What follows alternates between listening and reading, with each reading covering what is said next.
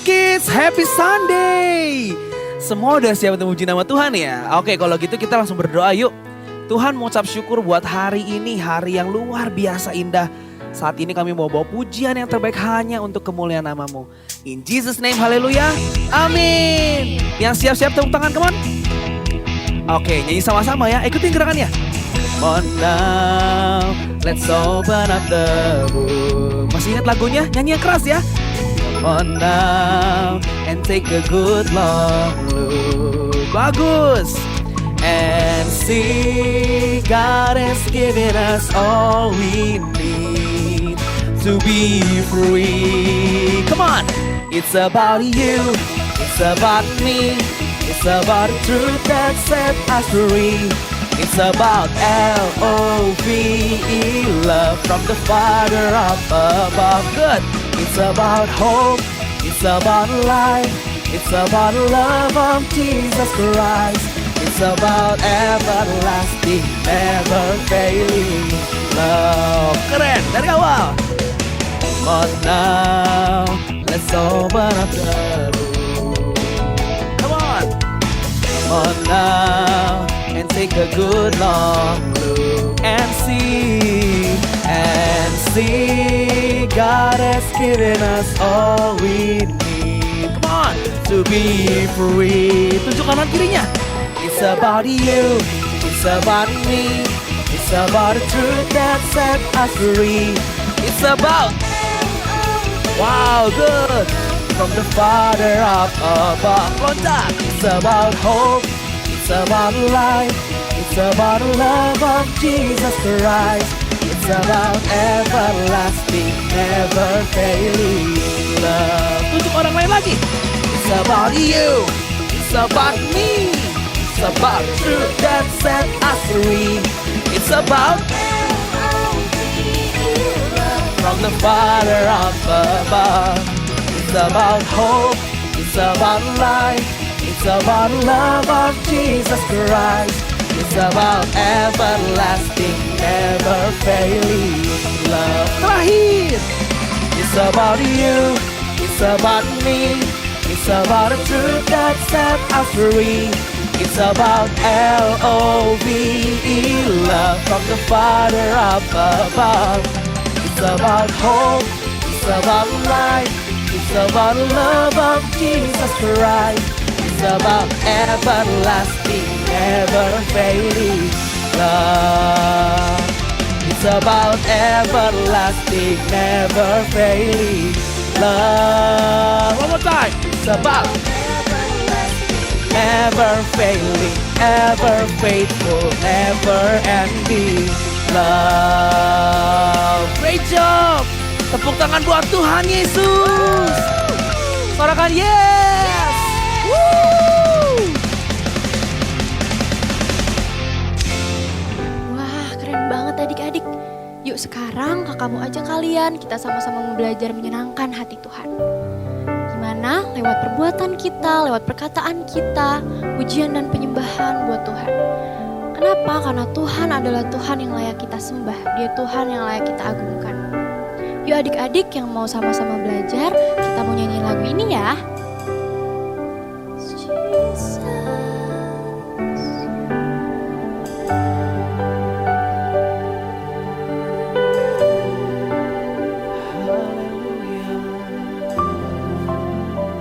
Yuk sama-sama kita katakan.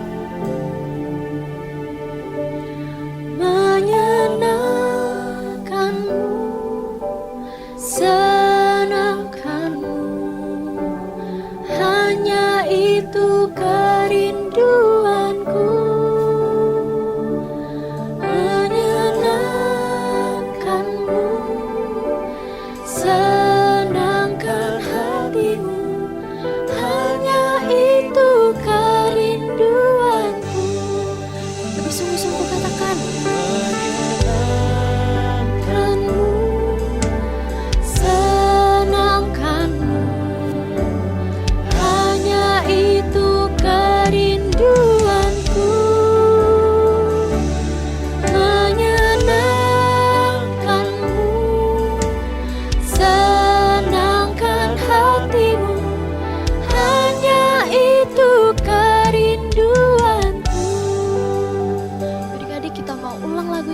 awal. Kita mau kasih yang terbaik buat Tuhan. Sama-sama kita katakan, Tuhan, ku mau menyenangkan-Mu. Tuhan, bentuklah hati ini jadi bejana untuk hormat-Mu, cemerlang bagai emas murni. Katakan Tuhan, Tuhan, ku serahkan hatiku, semua ku berikan padamu. Kuduskan hingga tulus selalu, agar aku menyenangkan. Adik-adik angkat kedua tangannya. Menyenangkan-Mu, senangkan-Mu, hanya itu kerinduanku. Menyenangkan-Mu, senangkan hatimu, hanya itu kerinduanku.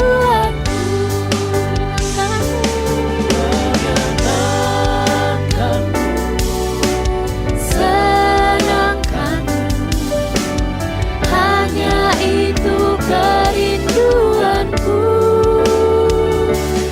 Menyenangkan-Mu, senangkan hatimu, hanya itu kerinduanku.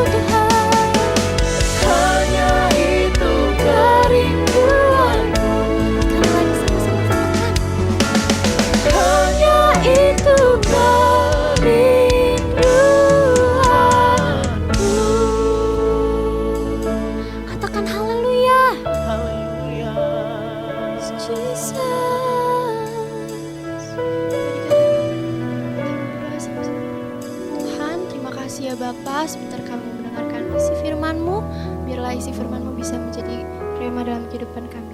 Terima kasih ya Bapa, hanya dalam nama-Mu kami sudah berdoa. Yang sudah siap mendengarkan firman Tuhan, sama-sama katakan amin. Aduh, kerjaan masih banyak lagi. Gimana nih? Udah ada adik-adik.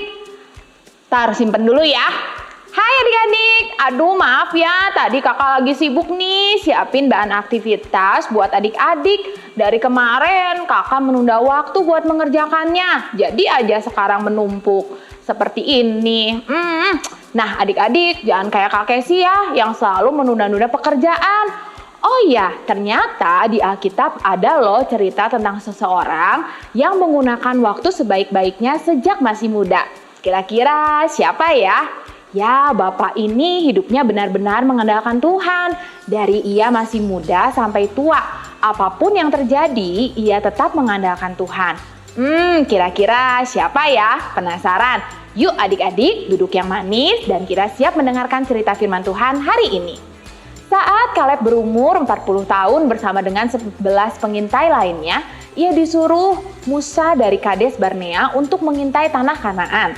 Sepulangnya dari pengintaian, Kaleb bersama Yosua dan teman-temannya membawa hasil dari tanah Kanaan yang berlimpah susu dan madunya.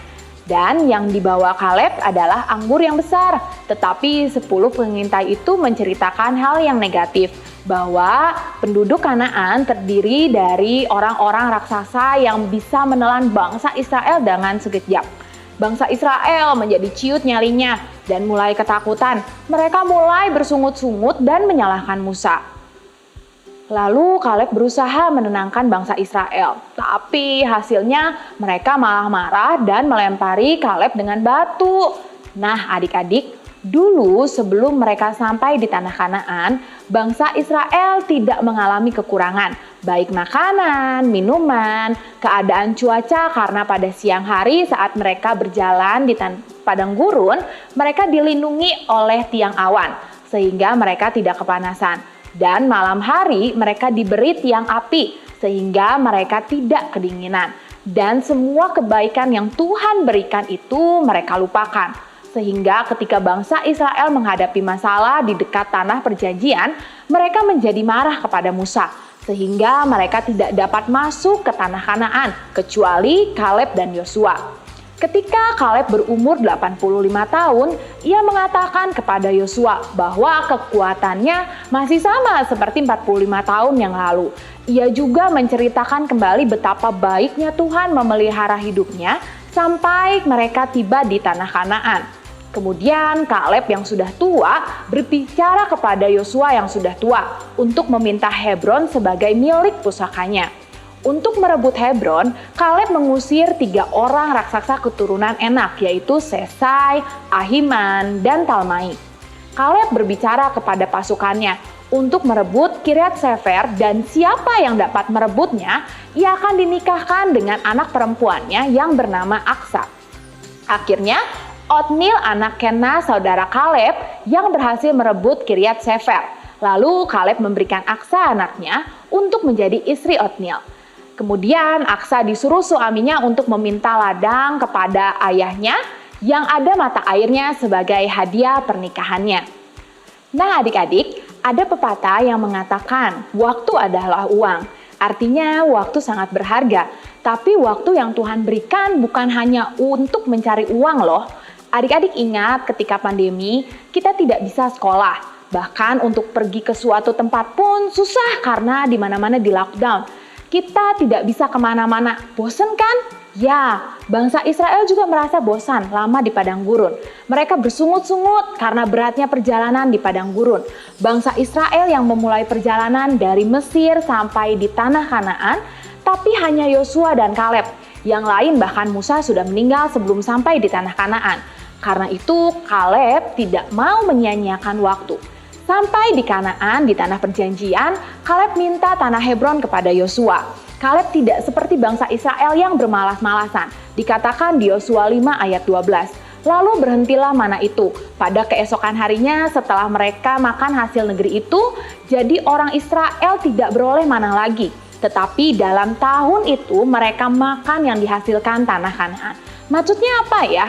Ya, mana sudah tidak turun lagi. Karena itu dia mau membuka tanah baru untuk ditanami sehingga ada makanan untuk dimakan dan mencari rumput untuk ternak mereka. Sama seperti saat ini, puji Tuhan, saat ini kita punya kesempatan yang lebih luas. Karena sekarang pandemi sedang dalam proses menjadi endemi. Kita bisa sekolah lagi walaupun masih terbatas. Bahkan bisa pergi main di mall, piknik, ke suatu tempat meskipun tetap kita harus menjalani protokol kesehatan. Karena itu kita tidak boleh menyia-nyiakan waktu ini. Kita harus belajar yang rajin, bangun pagi. Mungkin kamu harus membiasakan diri lagi untuk siap-siap ke sekolah. Periksa buku yang harus kamu bawa ke sekolah. Pulang sekolah boleh istirahat sejenak jangan main dulu, tapi kerjakan tugas sekolahmu dulu. Lebih baik lagi kalau kamu buat jadwal apa yang akan kamu lakukan mulai dari pulang sekolah sampai malam supaya tidak ada tugas yang terlewatkan. Dan kamu bisa merencanakan kegiatanmu, kapan ada waktu untuk santai dan waktu untuk membantu orang tua membereskan rumah. Oh ya adik-adik, meskipun Kaleb sudah tua, tapi ia masih seperti 45 tahun yang lalu. Loh, kok bisa ya? Ya, karena ia dekat dengan Tuhan. Yuk adik-adik, siapa yang mau sediakan waktu untuk Tuhan? Jangan lupa, kalian harus saat teduh. Biasakan bangun tidur langsung saat teduh, jangan ditunda lagi. Tidur jangan terlalu malam meskipun liburan, supaya bisa bangun pagi. Manfaatkan waktu libur untuk berolahraga. Jangan main game terus ya. Kenapa sih kak nggak boleh main game? Bukan nggak boleh main game. Iya, kalian itu harus mengistirahatkan mata kalian. Karena mata kita sudah banyak digunakan untuk mengikuti sekolah online. Dan di semester yang baru ini, pelajaran yang akan kalian hadapi tidak lebih mudah karena kalian sudah naik kelas. Bukan berarti hal tersebut membuat kalian jadi malas atau menunda waktu. Kalau kalian bergantung pada Tuhan, kalian pasti akan bisa meraih prestasi yang lebih baik. Kalau dulu kalian pernah gagal, punya nilai yang buruk, kenapa ya? Kok bisa? Mungkin dulu kita selalu menunda waktu untuk belajar, menunda waktu untuk mengumpulkan tugas. Itu yang membuat nilai kamu menjadi jelek. Nah, sekarang saatnya untuk memperbaiki nilai kita. Jangan sedih terus, lupakan kegagalanmu dan mulai melangkah. Tuhan akan menolongmu dengan cara yang baru. Ayo, raih prestasi yang lebih baik lagi di tahun ajaran baru ini. Jangan membuang waktu dengan hal-hal yang tidak berguna. Menunda itu kelihatannya enak, tapi sebetulnya tidak enak karena membuat kamu lebih sibuk. Apa yang bisa kamu kerjakan hari ini, kerjakan hari ini. Karena besok mungkin kesempatan itu hilang. Atau mungkin kamu punya kegiatan atau kesibukan lain yang membuat kamu tambah sibuk sehingga kamu tidak dapat mengerjakannya dengan maksimal. Karena apa yang dikerjakan dengan tergesa-gesa, hasilnya pasti tidak baik. Kesempatan tidak datang 2 kali. Karena itu jangan menunda waktu sehingga kesempatan itu hilang. Dan yang terakhir, masa muda harus kita gunakan dengan sebaik-baiknya sehingga di masa tua kita tidak mengalami kesusahan. Mari adik-adik kita berdoa. Tuhan terima kasih buat hari ini, kami bersyukur kalau hari ini kami boleh belajar untuk menggunakan waktu sebaik-baiknya. Kami mau Tuhan belajar untuk memakai waktu kami dengan sebaik-baiknya. Terima kasih buat hari ini, hanya di dalam nama-Mu kami sudah berdoa dan mengucap syukur. Yang percaya sama-sama katakan, amin.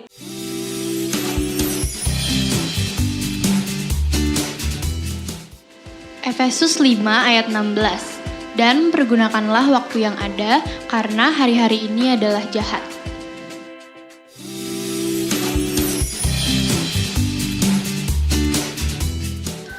Hari ini aku belajar bahwa menunda-nunda melakukan suatu hal itu ternyata nggak baik. Aku harus ingat kalau Tuhan udah memberikan aku waktu dan itu sangat berharga. Kalau aku nggak menghargai waktu lagi, artinya aku menyia-nyiakan kesempatan yang Tuhan kasih. So, mulai hari ini, I won't delay. Aku akan menghargai waktu yang Tuhan berikan.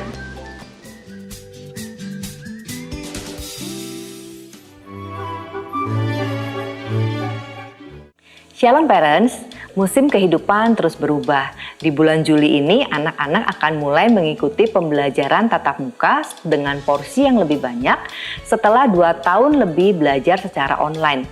Di tengah-tengah banyaknya perubahan, ada satu hal yang tidak berubah yaitu orang tua yang rindu anak-anak menjalani kehidupan yang menghormati Tuhan. Ada beberapa cara untuk membimbing anak-anak ke jalan ini. Yang pertama, orang tua yang fokus kepada firman Tuhan. Sebagai orang tua, kita harus berusaha untuk terus menggali firman Tuhan. Ketika kita fokus pada Alkitab dan ajaran Tuhan, maka kebenaran firman Tuhan akan menjadi gaya hidup kita. Ketika firman Tuhan menjadi kesukaan kita, maka kita akan semakin membicarakannya dalam kehidupan sehari-hari. Anak-anak akan dengan mudah memahami hal ini. Kita tidak dapat memaksa anak-anak untuk mencintai Tuhan, tetapi kita dapat menjadi teladan bagi mereka dengan memberikan contoh. Anak-anak perlu belajar seperti apa cinta yang alkitabiah. Kasih yang bertentangan dengan cinta duniawi. Tertulis dalam 1 Korintus 13 ayat 4-7. Anak-anak juga perlu belajar bagaimana menyelesaikan konflik dengan cara yang benar. Ada di dalam Efesus 4 ayat 25-32. Orang tua harus menunjukkan kepada anak-anak bagaimana berbicara satu sama lain tanpa merendahkan. Efesus 4 ayat 29. Selain itu, mereka perlu diperlihatkan bagaimana melayani orang lain dan juga bagaimana mempraktekkan penginjilan. Yang kedua, mengajari anak untuk menghormati orang tua. Rasa hormat datang dari disiplin yang penuh kasih. Ingat bahwa disiplin adalah tindakan korektif yang dilakukan pada waktu yang tepat dan proporsional serta relevan dengan pelanggaran yang dilakukan. Disiplin dimulai semenjak anak-anak masih kecil. Beberapa hal yang perlu diingat. Pada saat kita mendisiplinkan anak, semua untuk kebaikan anak yang harus menjadi dasar kita pada saat melakukan koreksi.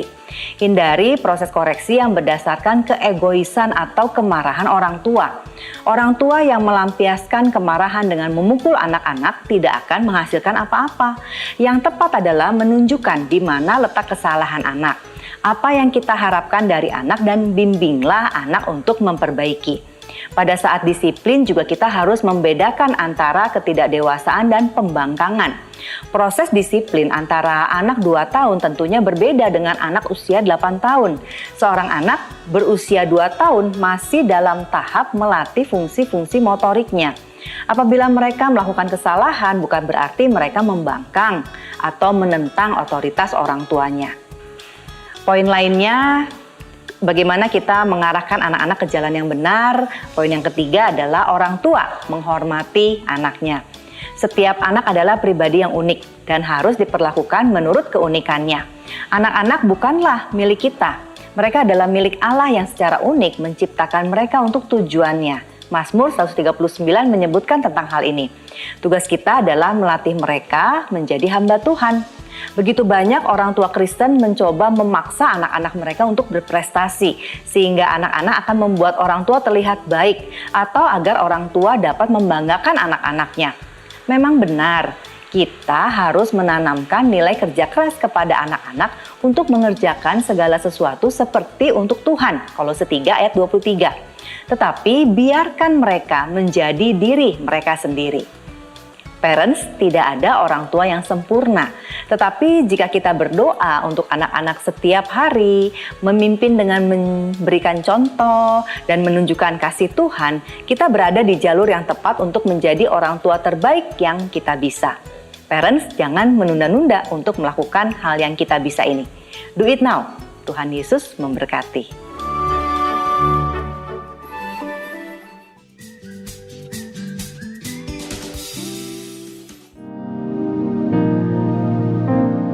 Tuhan Yesus, terima kasih buat firman-Mu.